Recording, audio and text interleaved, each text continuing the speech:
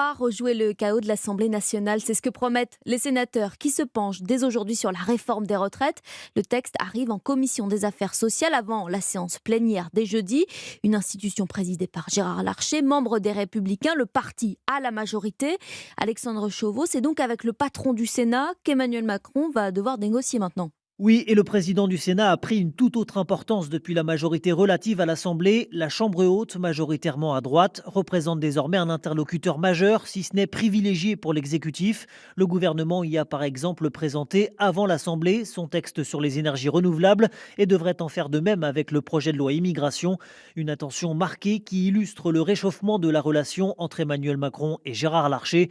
Les deux hommes, aux personnalités éloignées, se voient désormais tous les 2 mois, un tête-à-tête dont le président du Sénat n'avait pas les honneurs lors du précédent quinquennat.